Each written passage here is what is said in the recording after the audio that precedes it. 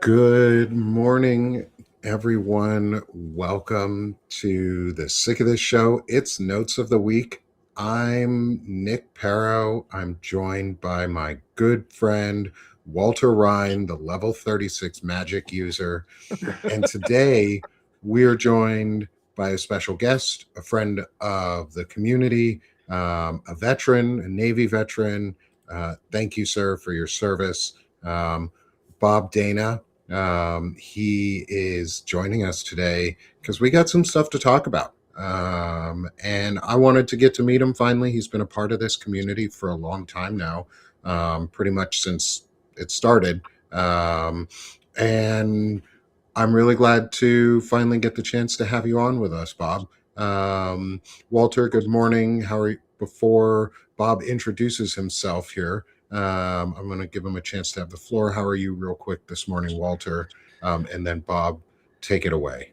I'm doing good. I'm so happy to see Bob. Bob, gosh, I don't even remember. How did we get to? I guess you just found my Substack and we started chatting that way. I just found you. Yes, Oh, absolutely. and it's just been the magic of Substack. And oh my gosh, you've been a great relief to me every time I've talked to you. My wife always says it. When I talk to you, I always seem happier, and it's just I really appreciate that. And it's just your wisdom is always so welcome. And so I'm looking forward to this chat. I'm looking forward to you getting to know Nick too, and we'll just keep elevating and lifting each other up. Well, thanks, Walter, and it's good to have you again this morning. I love this is one of my highlights of the week. Obviously, all my shows are highlights. Some are kind of low lights when we talk about issues, but this one's a highlight for me all the time. So I'm glad to have you with me, Walter. It's a very grounding experience here. I wouldn't say centering because we don't center things here, but it's very grounding. And Bob, it's really good to have you on with us. Do you mind introducing yourself, as much or as little as you want to say about who you are? Don't reveal too much, obviously. But do you mind introducing yourself for the community so everybody gets to know who you are a little bit? Oh, sure, Nick. I've been following Walter now. I don't know for how long, but I consider him a friend now, which is Me too. also a number of other folks. Uh, on Substack. I have kind of moved from just following and subscribing to I think actually having a friendship that I really really value. Again, Bob Dana. I'm 74 years old. And At this point, retired, kind of, mostly, whatever that means. I'm still very active in my professional communities, and I am very kind of active politically. I actually grew up on Long Island, born in Brooklyn, New York, and kind of traveled all over the country, lived all over the country, traveled all over the world, still do. I'm actually a physicist by education, bachelor's Oh, and awesome. master's in physics, and then actually was recruited by the nuclear navy to join the Division of Naval Reactors. These are the folks that uh, kind of manage all of the nuclear reactors on all of the submarines and aircraft carriers in the world. I was assigned to be an instructor at the Naval Nuclear Power School. So I was training all of the officers and enlisted personnel to actually operate the nuclear reactors on submarines and aircraft carriers.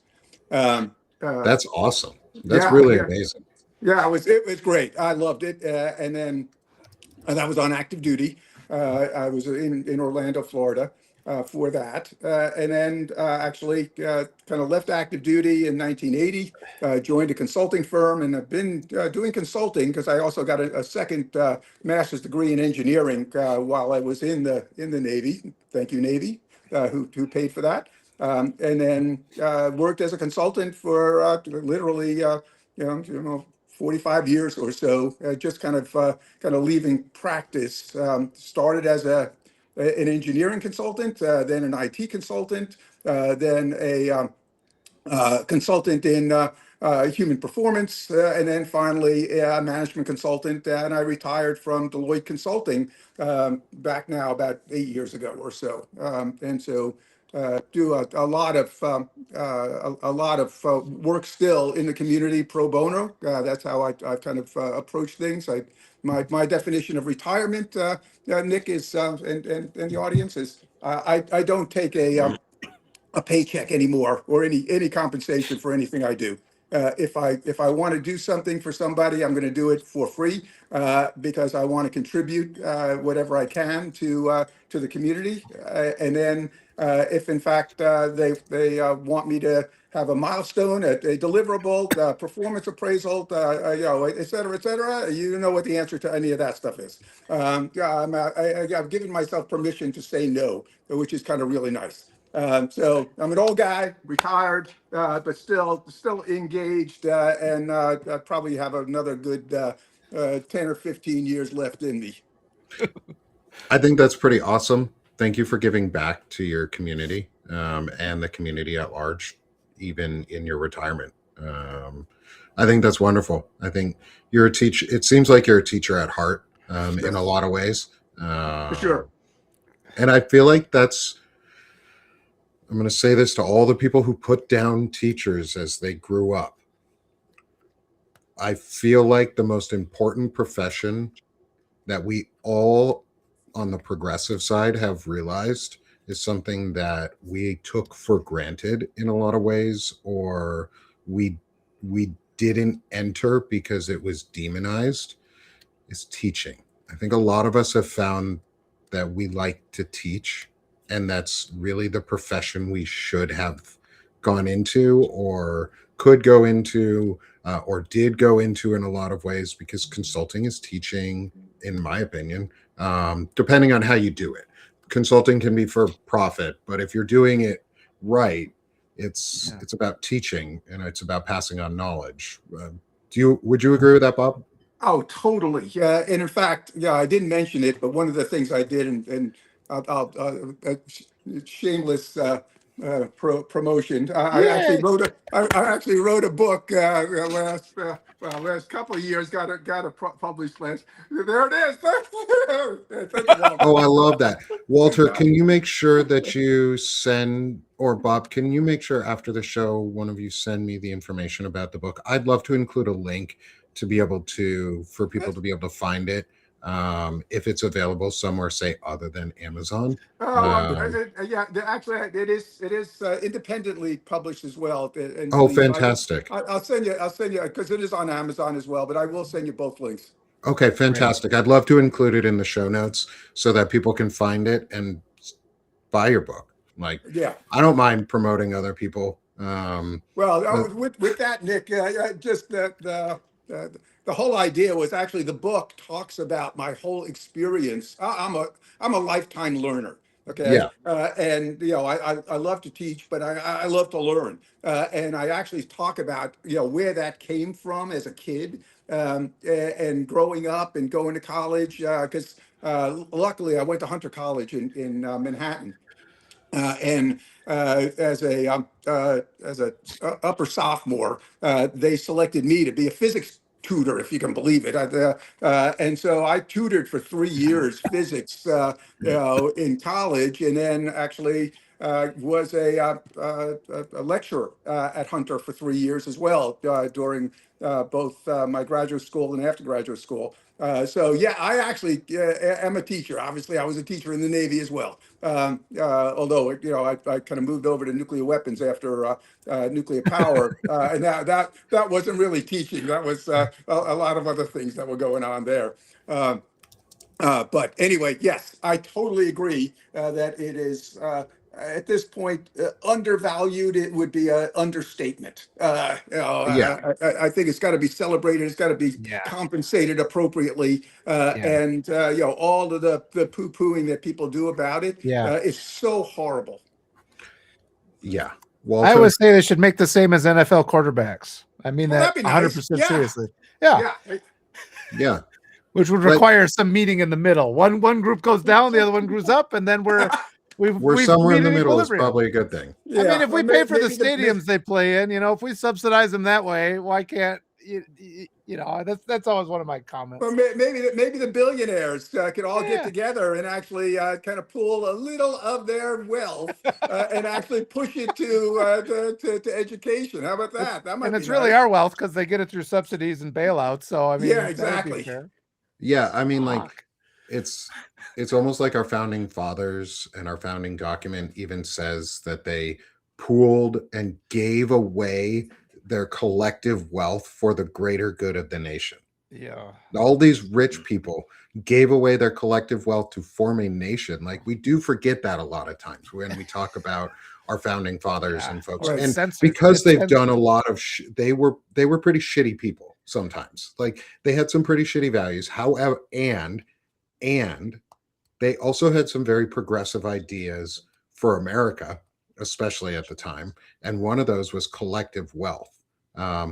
Some of it was choice, that they had slaves and kept their slaves, or didn't listen to their wives when their wives gave them great ideas, or their wives threatened to leave them, and that was the only reason they took the good ideas. John Adams, and having your wife threaten to leave you around some of your ideas in the early days. Like, we remember, we forget that they did have some progressive ideals, and one of those was collective wealth gathering. They pooled their collective resources and said, this is what we're going to do to pay the army. This is what we're going to do to fund a road system in some way, or a travel system between states. This is how we're going to levy taxes. But they gave away their collective wealth. Hey, billionaires, give it all away. It's time to give it back in taxes. And I think that sort of leads us into our notes for today, because I want to start us in on our 3 notes we got. I'm going to do mine first, just because it's the most broad of the topics, and it actually leads really well into the other 2. And one of those things is, if pro-democracy, pro-constitutional candidates want to keep building on the success of other candidates who have won, they should be wrapping everything they say into the AAA strategy: accountability, affordability, authenticity. If you can't, are you even trying to win? Like, that's it. That's the game. Because the accountability is what we were just talking, is holding people accountable for their actions, and actually talking about giving people the affordability through collective wealth management, and being authentic about it. Like, I want that too. Just because I want it, you guys all want it. Like, it means good things, because we're worth it, because we're worth the investment, and billionaires are not worth the single investment. The rest of us are, as a collective, and we have to remind ourselves of that, and we have to let everybody be reminded of that. Like, we have to internalize it ourselves, as that we are worth being invested in, and that investment means, billionaires, you're going to have to give up a lot of your fucking money that you stole from us, and corporations, you're going to have to give up a lot of money that you stole from us, because that's accountability. And then everything becomes affordable again. So what do you guys think on that as we get into some of our topics? Because Walter, you have some very strong opinions on accountability for certain groups of people, which I agree with. And your note today, Robert or Bob, also goes into accountability with the Secretary of Defense, and the issues at large in the Navy and the DoD right now. And so mine's really just an intro note to y'all's right now.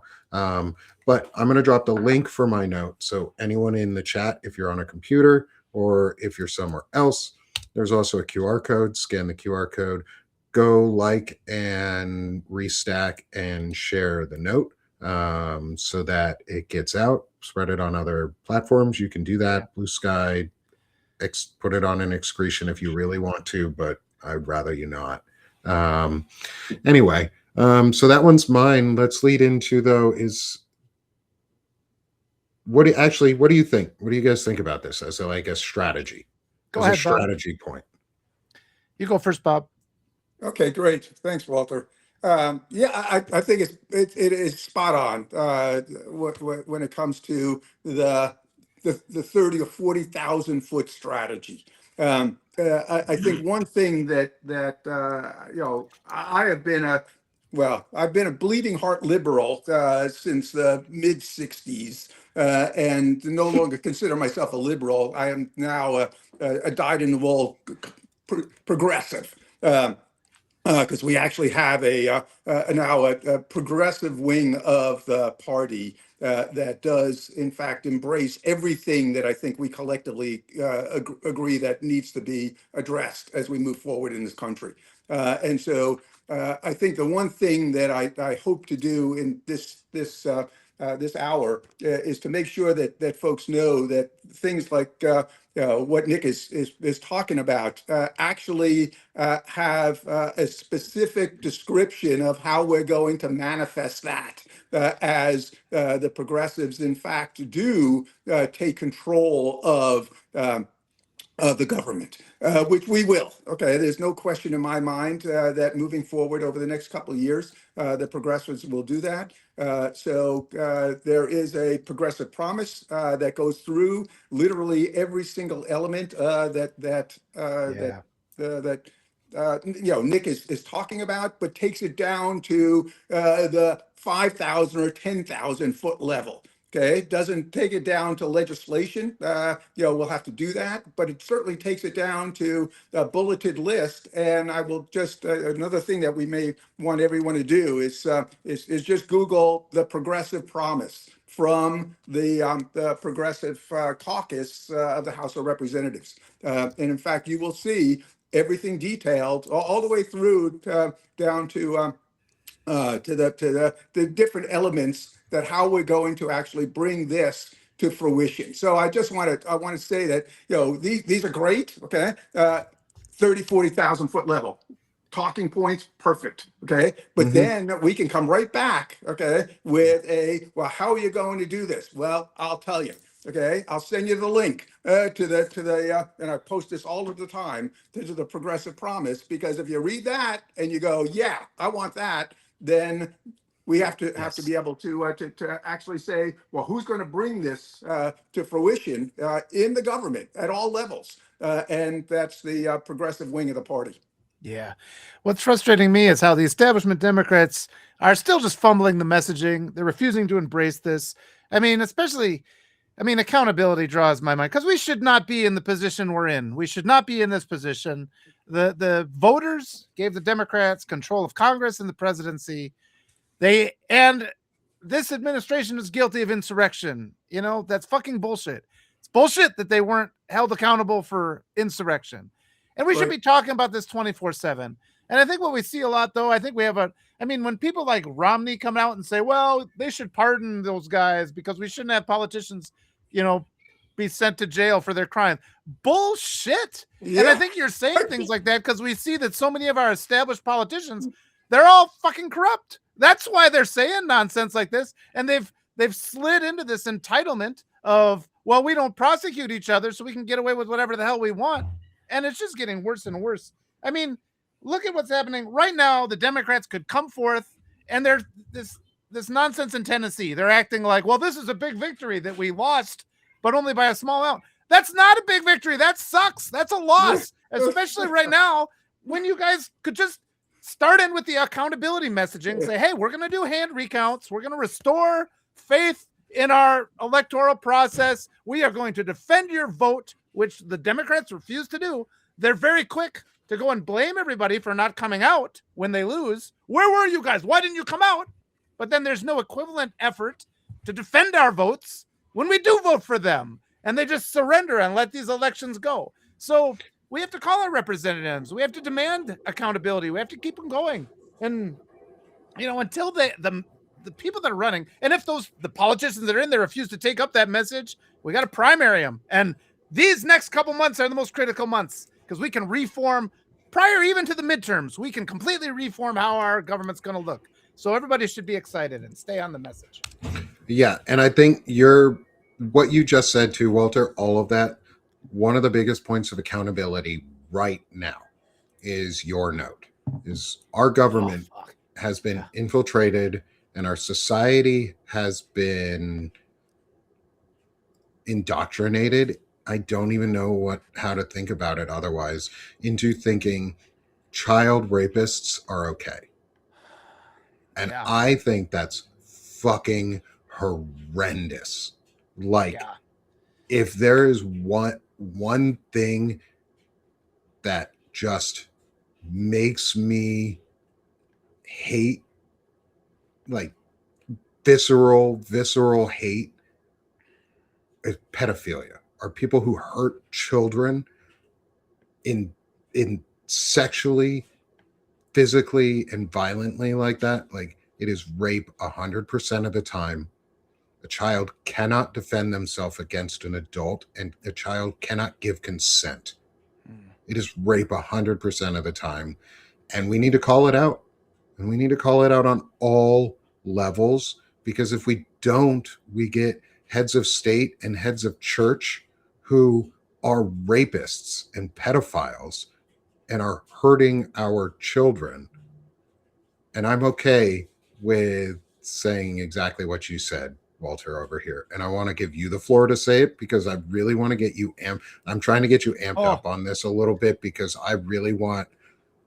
I like when Walter goes, when you go unleashed, like on some of these things. And this is one that I know that hits, it's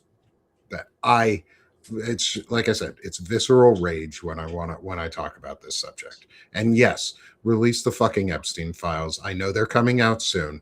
And if they do not, the entire administration should be impeached immediately for covering up child sex trafficking, rape, pedophilia, money laundering, international crime. They should be impeached immediately if they do not release the Epstein files when they're supposed to be, I believe, on the 18th, I think it is, of this month, 18th or 19th. Yeah. And if they don't, the Democrats better be on offense and better demand an impeachment right away. Yeah. Let me defer to Bob here, and I don't know if you've read this note, but I put this on and Bob responded. That does sound ridiculous, which was the whole point. But there's a couple of things I want to say about this, so I want to defer to Bob and let him have a moment to comment.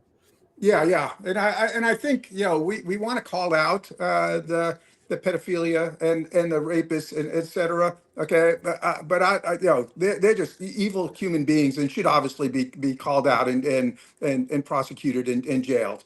However, okay, what pisses me off the most is all of those others that are complicit. Okay, Yes. who in fact are the politicians, the mainstream media, all of those folks who want to turn a blind eye to this. Those are the worst of people, because they actually know what's right, what's better, what should be the situation, and they ignore it. And so they are in fact 100% complicit. Okay, and I would claim worse than the actual rapist, because we can get to them. Okay, we can put them in jail, we can prosecute them, but then all of those other folks that are actually enabling those folks who are complicit to that, who are not questioning it, not calling them out on it, not challenging it. Okay, that's what really pisses me off, and I see that day in, day out. You can't look at anything and not see the complicity. Yeah. And yeah, the messaging again. So let me read this note. I said, people keep saying things like, don't call a child rapist a child rapist. You might hurt their feelings and make them even more inclined to rape children. Meanwhile, I'm over here saying, I don't give a shit about the feelings of rapists. I want to save the children. The abuse has to be stopped by whatever means necessary. And I got some pushback when I wrote this, because everybody's saying, well, who even says that? Like, they just couldn't make the connection between the fact that so many people come out of the woodwork and they start hitting you with well, we can't drive them away arguments. We can't drive them away. And it's like, look, there is a place for that empathy, but that's for when I'm talking with Nick and I'm talking with Bob and we mildly disagree and we're just like, what does that mean? And we talk to it. It's never when somebody's raping some kid. And then, and it's like, And I wrote that, it's like, it's absurd. And then, but people are still finding that they can't make the connection between what they're doing. Like that whole, I don't want to bring the child rapists into our coalition. I want to drive them away. That's the whole point here. And then the other side of this that's weird is because people come after me and say, well, when people disagree with you, you should treat them with empathy. And I'm like, well, I don't agree with that. I think we should punish the child. Then they're like, Walter, I'm telling you. So they don't hold themselves to that same standard. They continue to come after me. So I think we have to recognize that this urging people not to act on these crimes that we know are terrible, I think it's just part of this mechanism that keeps them in power. And it's just these things, these should. I mean, I've got kids. A story a couple of years ago. There was a girl went missing from a school who was between the ages of my daughters, and I got the message, and so I called up my friend who's got the wolf dog, and we went looking, and she'd been raped and murdered, and I was the one who told the cops I found where the body was, and I had the cops come in. And once you've been there in the situation like that, the urgency that people feel now is not enough. It's just different if you've seen this and you've been in those places. It's a real thing. And then there's that pipeline where we just keep distracting with people, our heads in the sand. We allow it to just happen and happen. And it's just, and the way it's, I was, that night I came home, and I went through every door in the house, and I'm just like, we didn't know who did this to this girl. And I went through every door in the house, and my girl's was like, why are you doing that? I'm like, do you feel better? And it's like, there's the longest time, and they finally got a suspect. But even after that, months go by. I went to the police office. I asked these police officers how they were feeling, because I knew that that's like, it was me wandering. There's no mechanism for dealing with this, and we don't talk about it, and just the true cruelty of our country. People have an awareness of it. There has to be accountability, and it's a thing.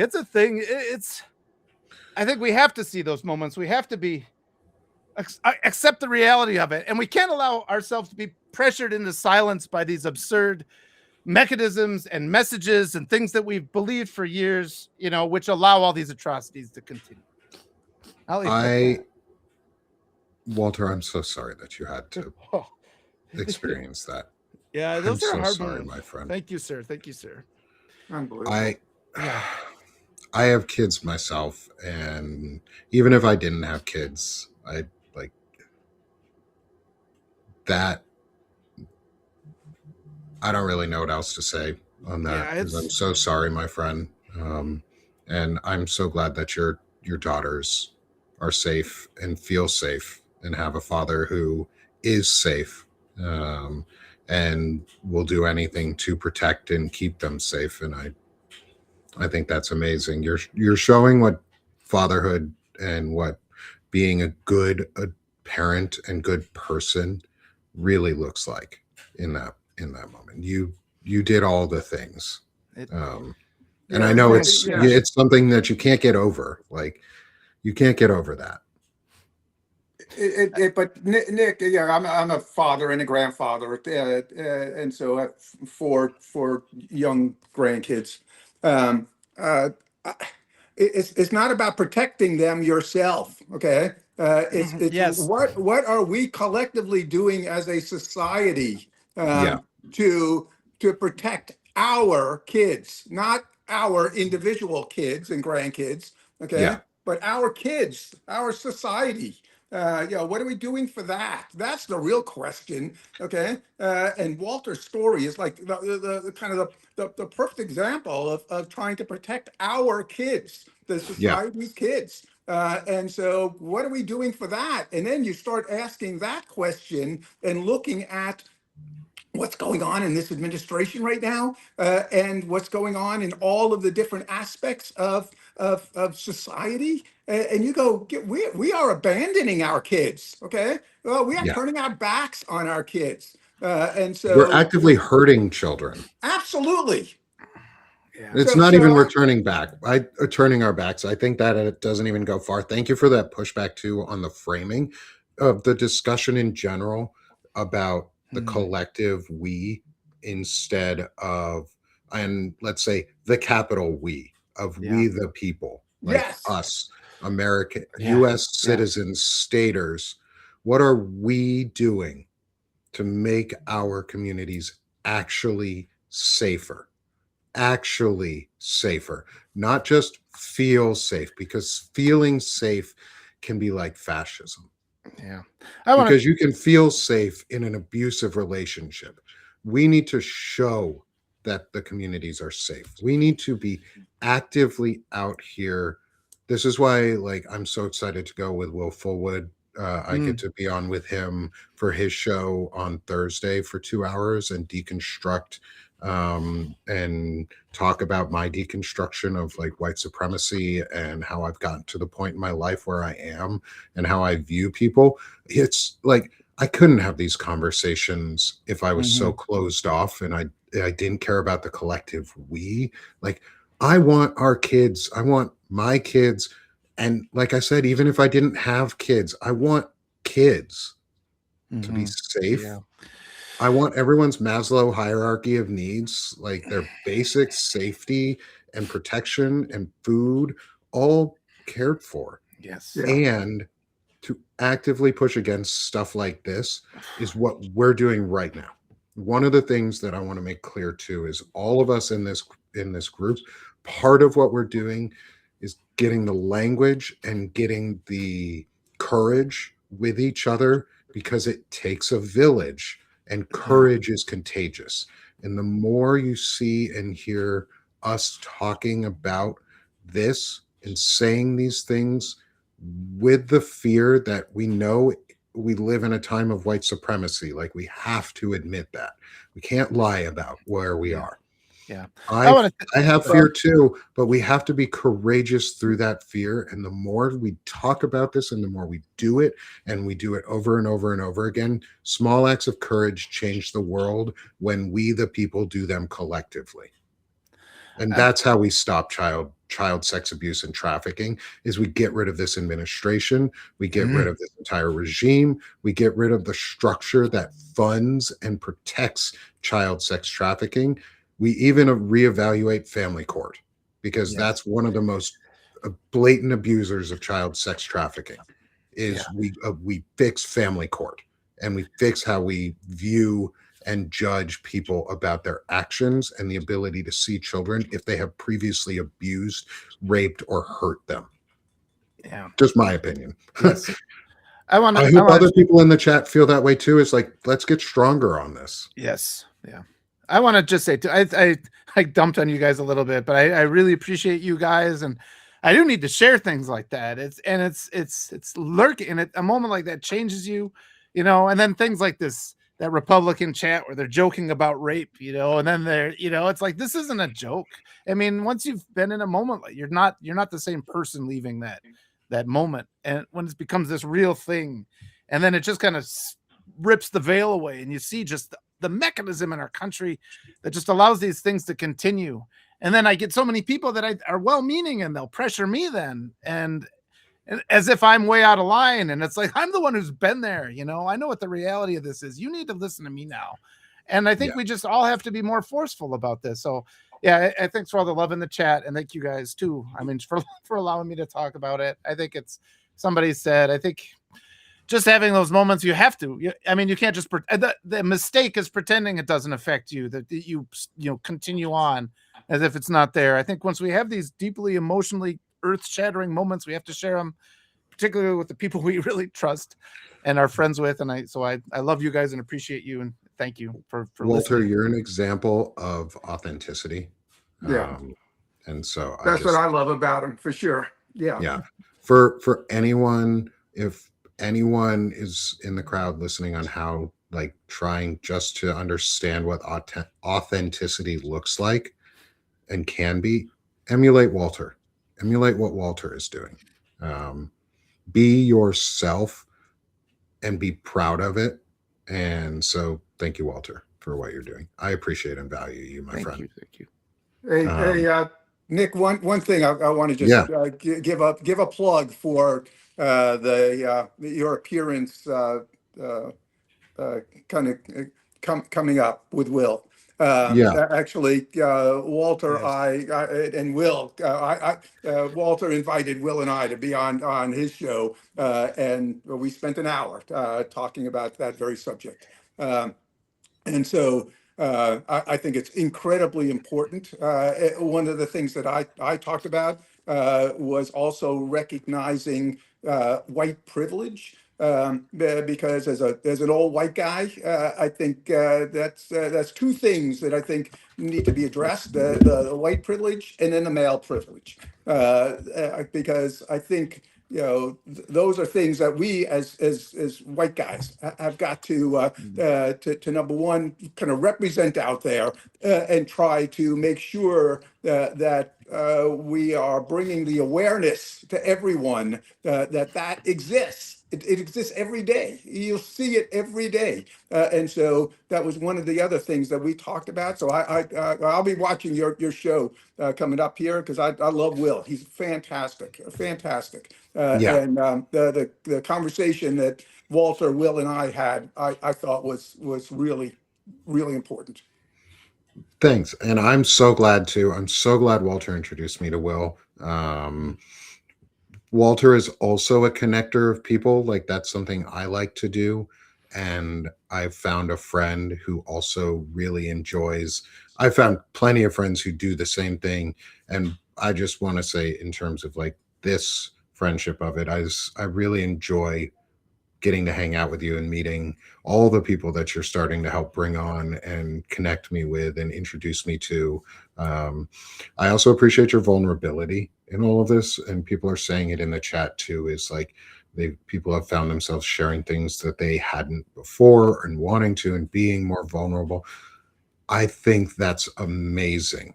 Like I'm more encouraged to be more vulnerable and be more authentic because more people are starting to do it themselves too, and seeing us do it gives others courage to keep going and doing it at home and in Mm. person where it's the most important. I can't just stand here and say things to you that I would do. I have to live them too. And that's really what I try and do. And Walter is an example of masculinity that is intelligent, that is kind, that is caring, that has empathy where it's needed and when it's needed. And he's emotionally vulnerable, and that's okay. And that's a good thing. So, young men, boys out there who are looking for an example of masculinity, listen to Walter, find what Walter has to say.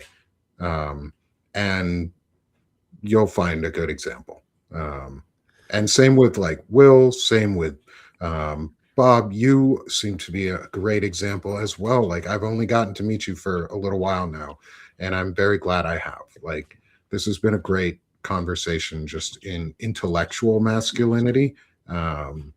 And accepting that there's a lot of us who are now, as my friend Evan Fields from News from Underground says, is we're scholar warriors. And we're showing what a different type of masculinity and a different type of warrior can look like. And that's one with words and values and who uses their ideas to win and not bashing people with them, but using sense and Yes, just absolutely. general awareness. I think, Whereas go ahead. we have corrupted everything else. And I'm going to shift over to Bob's note, but I'm going to let you speak, Walter, before we, just so that you can get your thought out too. But I just want to introduce or show Bob's note because it goes into that is the accountability and the corruption that's come out of the lack of it and how intelligent masculinity needs to talk about it. I just want to say then, if as you find that note, a lot of what toxic masculinity is men running away from the pain that they cause, and I mean, the most obvious example is when you see, a girl gets pregnant or, and the father just runs out on her and she's left with no social help whatsoever. And our society just piles on, and it's just all these things. It's that argument people say when I'm holding people accountable and people are like, well, Walter, you must not be fun at parties. It's like, there's that mindset, like men can never be held accountable. And we see that with the guy who's in office because he should be in jail right now. And, we got that white supremacy mindset where he just skitters up, but you cause pain. And that's the other aspect you were talking about, like these things we don't talk about. We have these whole social structures where children are abused by their parents and then they're shamed into being silent their whole life. And that's the backbone of the American patriarchal, toxic family, traditional family structure. It all has to come down. And, you would prefer to just avoid and pretend like you've never hurt anybody. I mean, that's the coward's way out. And in my life, there's people I know I've hurt, and I've tried to make up for that. And to not hurt my kids is part of it. And always, you have to recognize the pain you caused in the past, because that gives you even though it hurts to recognize that, it gives you the motivation to not cause pain in the future. And these days as a 50-year-old man, I find it very easy to not raise my voice and to recognize when people are feeling off and to calm them down and just all these things. It's the opposite of what the entire Republican Party does. All they do is insult people. And, it's just standing up for my kids. It's one of those things that we all need to do. It makes your life so much better. We need to build a society that's based on that. Our current society is based on wriggling out of that. And we wriggle out of all the best things that we could have. And that's what we're trying to change here. So. Yeah, and that leads into what it does is all of it is unaccountability. And unaccountability leads to very blatant and open corruption. And Bob, I'd love for you to read your note with us, or at least part of it if you want to, whatever, however much you want to of it.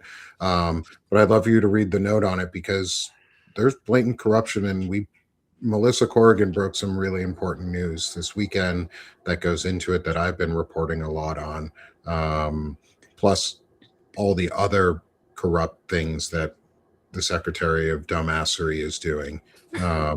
And so, Bob, I'm going to hand it over to you, because I have some thoughts on Pete.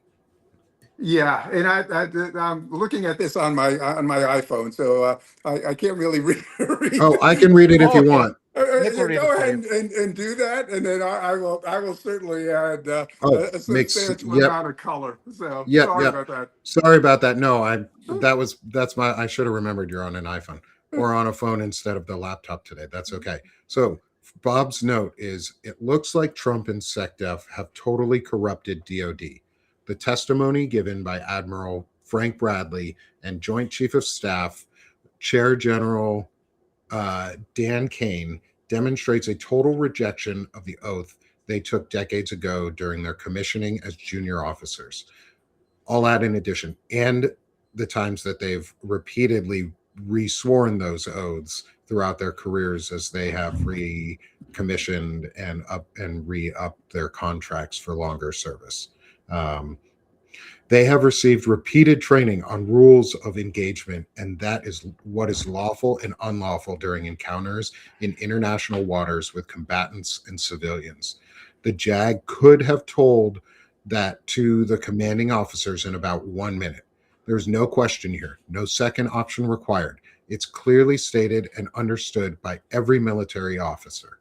As a Navy veteran, LCDR, I'm very distressed that the integrity that is the underpinning of military service is being completely compromised. The whole engagement of the Navy with these boats is unjustified and unlawful. There's absolutely no information, evidence, or justification for these actions. The second strike is icing on the cake. Totally unacceptable action. And the UCMJ is clear about what these admirals and generals should have done and should be doing based on SecDef's unlawful orders. And I totally agree. Yeah, let me make a couple of quick comments, Nick. There's actually a difference between officers and enlisted personnel. Are there? Yeah. Yes. Okay. Number one, when it comes to an officer is commissioned. Yeah. And there's no re-upping. Okay, you raise your hand, you take your oath. Okay, you are commissioned as an officer in the military. You don't re-swear your oaths? What's that? You don't re-swear the oaths as an You officer? do not re-swear your oath. Okay, that is a lifetime oath. Okay, when you leave the service, okay, you get your honorable discharge. You resign your commission. Okay, but your oath is still intact. Okay, that's not something that you then put in the closet and you don't re-up it. Okay, it goes on until you resign your commission. And the oath that you're swearing is to the Constitution.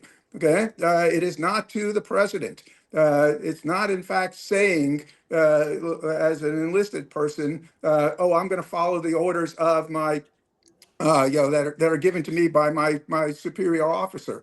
It's a slightly different oath, but it's a very important difference where the officer, number one, is accepting that commission and that oath until he resigns from that commission and that responsibility. But the oath goes on. I still value my oath. I am now 40 years since I left the service in the late 70s.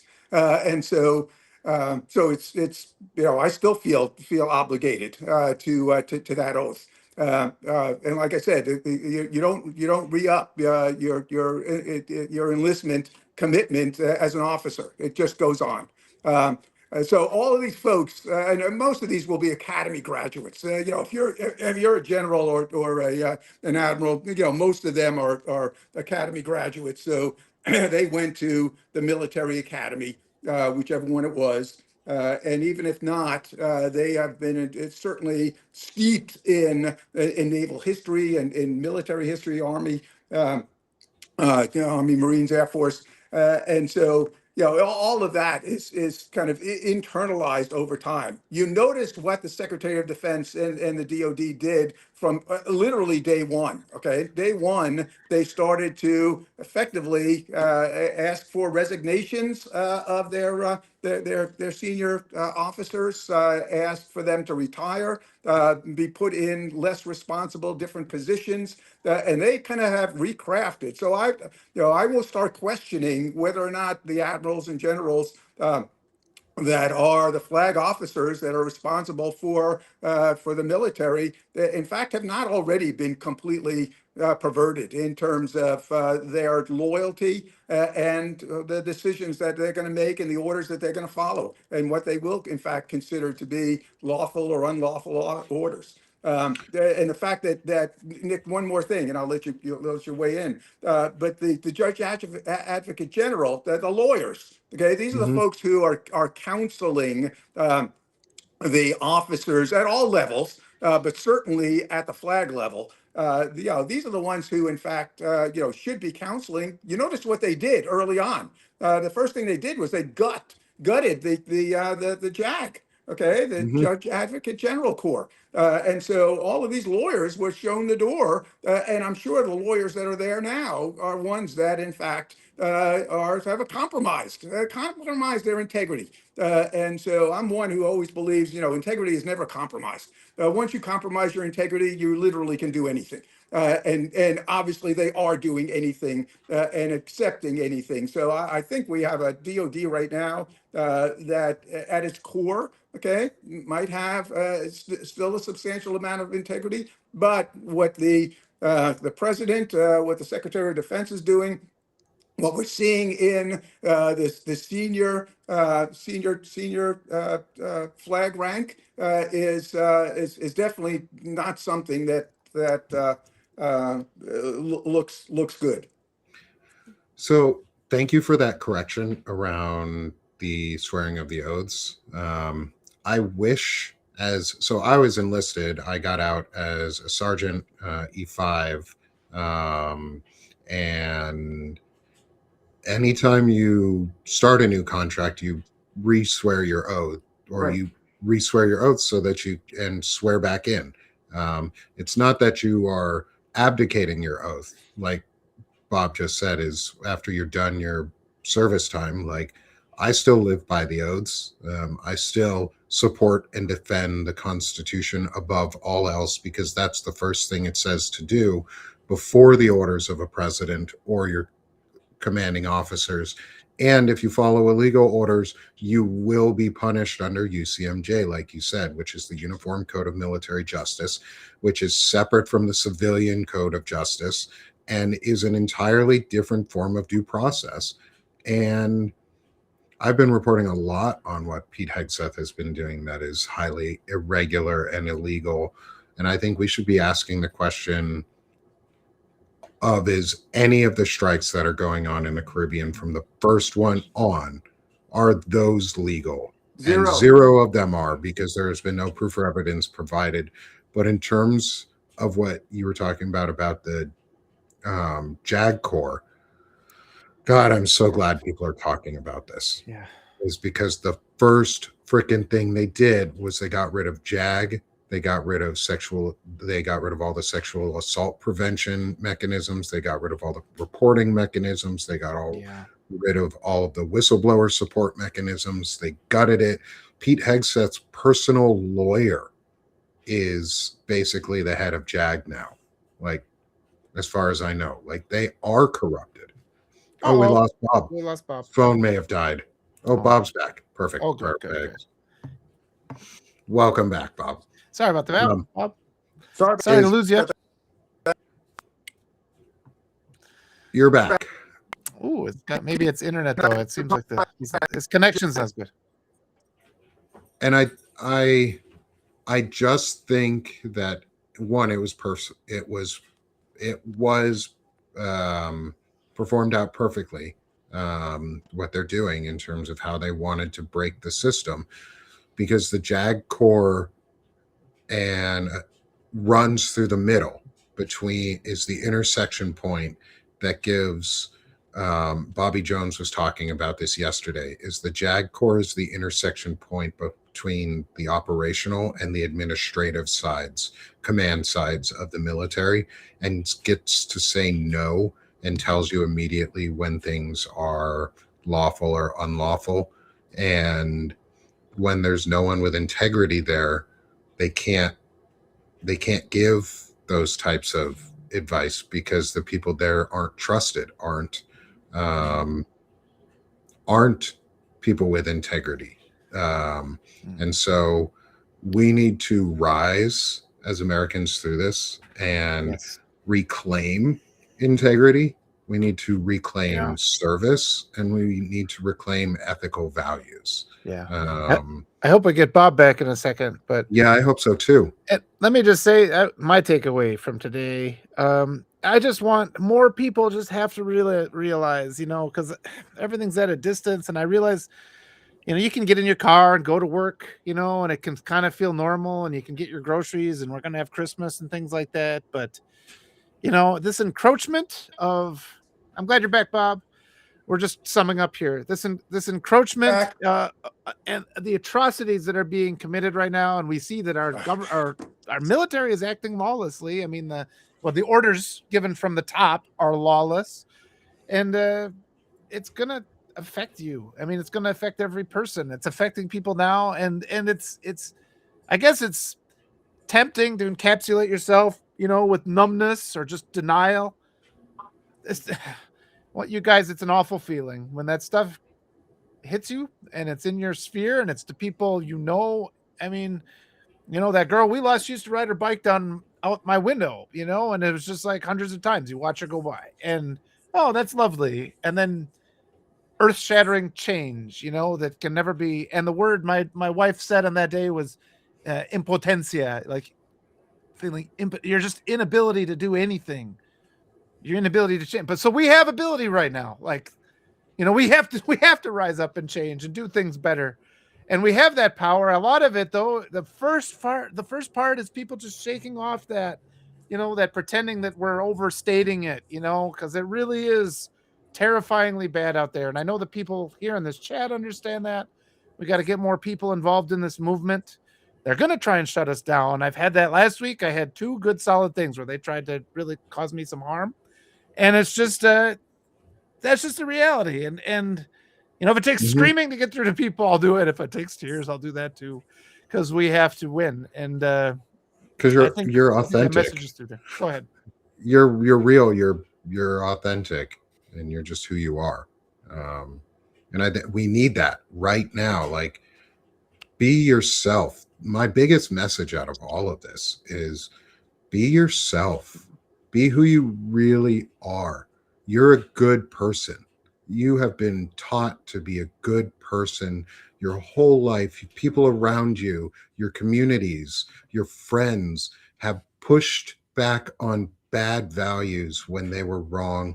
And you knew those were your good friends because they told you you were wrong. And even when it hurt, you were like, ah, God damn, that person's right.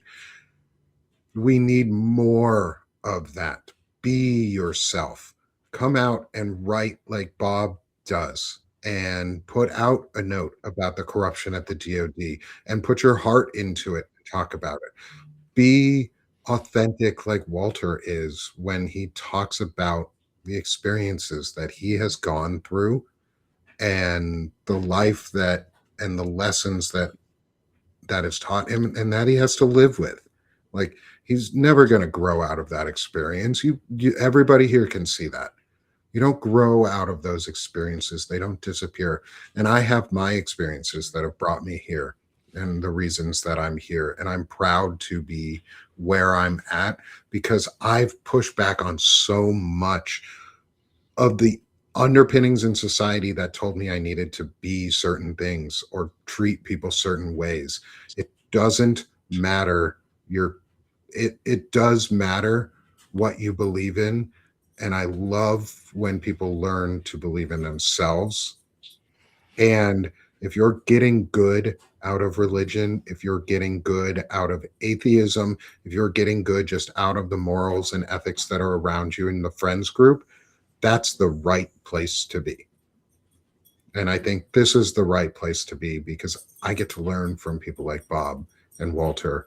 And I also get to promote people like Bob and Walter and give them a chance to sell themselves a little bit.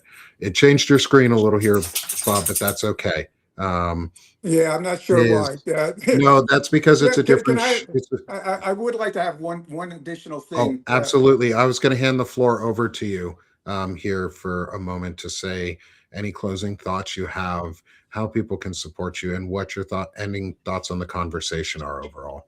Yeah, I had a great conversation. I just want to leave everybody with, hey, we are not alone. Okay. And so obviously, we have Substack in the community that's in Substack, which is wonderful. And there's several other, things that I participate in terms of various groups that I support. And if you go to my Substack, you'll see a bunch of those get routinely listed. Um, but we are not alone. There's already a large group. We got like 100 individuals who are part of the Progressive Caucus in the House. And so, who do they look like? They look like everyone in the country. I encourage you to Google the Progressive Caucus members, okay? And just go down and look at all of them. And you'll go, yeah, that's what I'm talking about. Okay. And then Google the Progressive Promise and read that. It's like here, 2 pages is what it is. I always have it on my desk. And it's like, yeah, that's what the country should be like. And so as you start to kind of embrace that, you embrace the we. And we're not alone. They want to isolate us. They want to separate us. They want to marginalize us. Okay, and we're not going to be marginalized. We're not going to be silenced. And there's already a group. You saw Jasmine Crockett yesterday. Unbelievable. She's a Mm. member of the caucus. Okay. And she's now stepping up in freaking Texas, to be the senator. Well, that's what we need to be like. So I get on my soapbox for a moment. Again, I'm an old guy. I'm trying to make sure that the little that I've accumulated in experience and wisdom I can pass on. But after 50, 60 years of being a progressive, and I was an anti-war activist before I joined the military. Okay, so you can be that no matter what you're doing. Yeah. Yeah. And I think it's important to note the call out you just did for Jasmine Crockett and she is running against James Tallarico for that Senate seat. That's a good thing. That's going to make both of them better candidates because they're both really strong candidates, and we need more. We should not be discouraging strong candidates from running against each other. We should be encouraging them if they're in districts and they're not running for Senate because districts are smaller for houses. If they're in separate districts, yes, get someone new's going to have to run for that district. Someone can step up because Texas gerrymandered the shit out of their state, and Jasmine Crockett is still stepping up. That woman is going to be president one day. Yeah. That woman is going to be president. The other thing is don't concentrate on. I'm sorry, Nick. No, I don't. No, that was it. She's going to be president or something. She's going to be something so important for this country because she is the progressive caucus, basically. Yes, and don't try to argue with the MAGA. Okay, get the non-voters to vote. Get the independents to vote progressive. Okay, get the centrist Democrats and centrist Republicans to vote Democrat or vote progressive or move towards the progressive wing in terms of what we're trying to do. Get that. Okay, forget the MAGA. They're lost.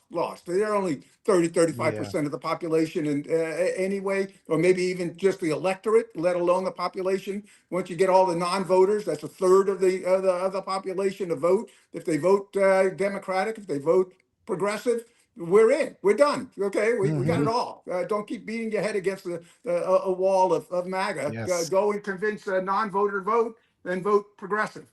Exactly. Yes. Yeah. Stop trying to convince MAGA. They don't need to be convinced. Convince everybody else who's just apathetic. Like, that's the easier group to get back. And somebody who does that really well outside of Robert, who I have also subscribed to. I encourage others to subscribe to check out his work, to check out what he's doing and listen to some of his advocacy for progressive values, because that's what we need. We need progressive advocates out here saying it's okay to be progressive, and this is what we all look like. And so help join Robert. I joined Bob. I'm going to have you back, Bob, because this was a fun discussion, and I'd love to have you on sometime on Banner and Backbone for a vet talk to introduce you to Navy veteran Melissa Corrigan. I follow her. She's amazing. Yeah, and I'd love to. Yeah, I'd love to have you two on a show together. And subscribe. Yeah, she's amazing. And another person who's amazing is my friend Walter. And I think we all saw today exactly how amazing he has been through his life and continues to be. And go support Walter because he'd rather be writing. Oh, you guys are so kind, and I appreciate you so much. This year has been a hard year. It's been so much. The life, the saving grace of this year is getting to meet you guys and this activism and this whole community. The wonderful people in the chat. I appreciate you guys so much, and it just.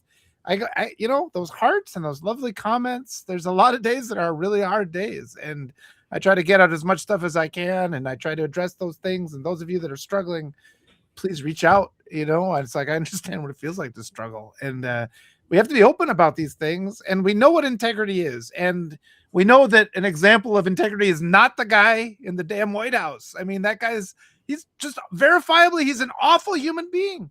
He can't say a nice thing to anybody. He brags about sexual assault, and he's just very triggering. And I just avoid him every time I can.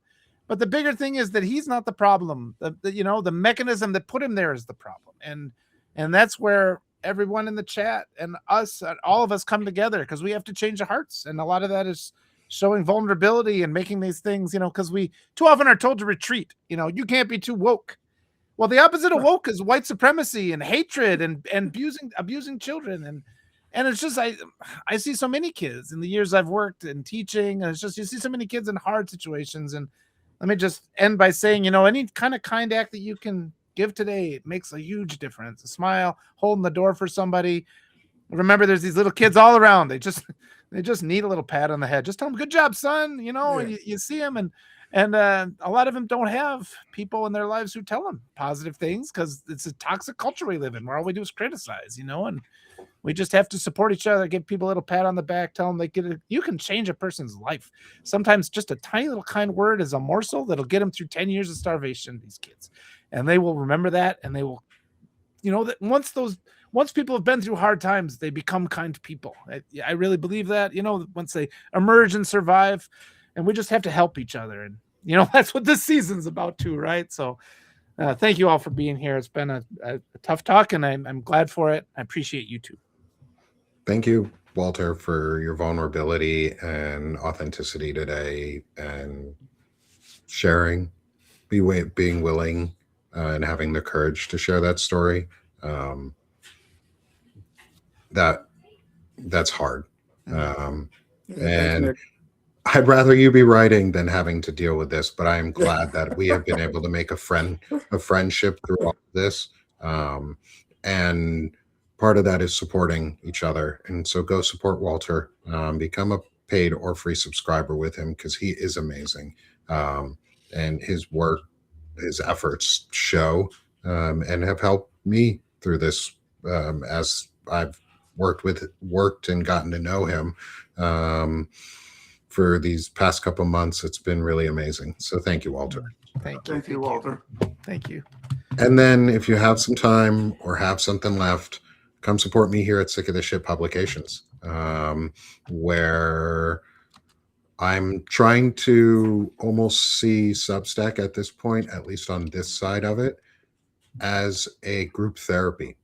It is us coming together and being vulnerable and being open and caring about those who have disabilities. I care about myself. Like, it's selfish for me to care about those with disabilities because I have a disability. So I see others who have disabilities too, and it's easy to care. And so I want this space to be a place where people can care and come and have a safe home to talk and express themselves as they are, because I'm unapologetic about who I am. And I want others to have that same privilege as I do. As I get to live unapologetically me, everybody else should too. So come help me spread that message. Come help me do these group therapy sessions over and over every week with my friends, with chronic illness discussions, with Walter, with our notes of the week, with all of them. Come help spread this joy and community. Before the show, we were one away from 200 paid subscribers here at Sick of the Shit Publications. Help me get to 250 before the end of the month, where I will also unlock for everybody the free version of Lento Vivo, the flute trio that opens this show, and so many of my others. And then every 50 paid subs after that, I will be releasing another composition that I have recorded and written until I run out, which could be for a little while. So you may get almost to 1,000 by the time we run out of composition. So come help support me. Come help support Walter. Come help support Bob. Spread the messages. Spread the message of love with each other and caring and empathy, and be progressive. Be unapologetic about your views, and show people that it's okay to live these values and actively do them yourselves. So thank you, everyone, for being with us today. This was a powerful episode, and a tough episode to get through at points. So thank you for all being with us. I really value you all for being here. And as always, and as we've started saying now, is we're done being sick of this shit. So instead, we're doing this shit. So let's go have a great week, everybody. I'll see you all again next week, Walter. Bob, it was really nice having you on. Thank you so much for being with us. Thank you, Nick. Thank you, Walter. Thank you, Bob. Great to see you as always. Yeah, thank you, everyone in the chat. Have a great day, y'all.